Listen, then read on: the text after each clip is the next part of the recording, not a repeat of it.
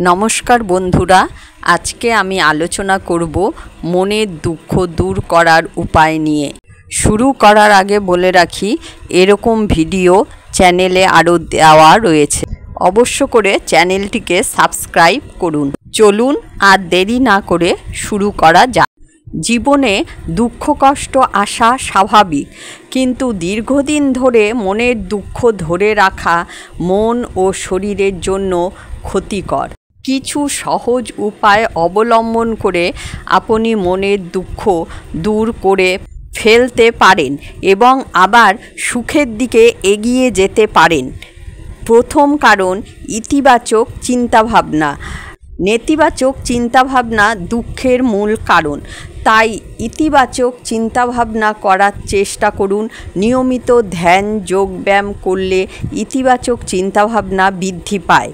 দ্বিতীয় কারণ, প্রিয়জনের সাথে সময় কাটান। প্রিয়জনের সাথে সময় কাটালে মন ভালো থাকে। বন্ধুবান্ধব পরিবারের সাথে আড্ডা দিন, গল্প করুন। তৃতীয় কারণ, শখের কাজে মনোনিবেশ। আপনার পছন্দের শখের কাজে মনোনিবেশ করুন। গান শোনা, বই পড়া, ছবি আঁকা, বাগান করার মতো কাজ মনকে প্রফুল্ল করে তোলে। চতুর্থ কারণ, সাহায্যের জন্য এগিয়ে আসুন। মনের দুঃখ বেশি হলে একা না থেকে মানসিক স্বাস্থ্য বিশেষজ্ঞের পরামর্শ নিন। বন্ধু পরিবারের কাছে সাহায্য চাইতে দ্বিধা করবেন না। পঞ্চমত, কৃতজ্ঞতা প্রকাশ। আপনার জীবনের ভালো দিকগুলো নিয়ে চিন্তা করুন এবং কৃতজ্ঞতা প্রকাশ করুন। নিয়মিত ডায়েরিতে লেখার মাধ্যমে কৃতজ্ঞতা প্রকাশ করা যায়। মনে রাখবেন, জীবনে সুখ দুঃখ আসা যাওয়া চলমান প্রক্রিয়া।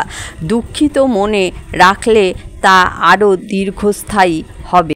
দেখা হচ্ছে পরের ভিডিওতে। সবাই সুস্থ থাকবেন, ভালো থাকবেন। ধন্যবাদ।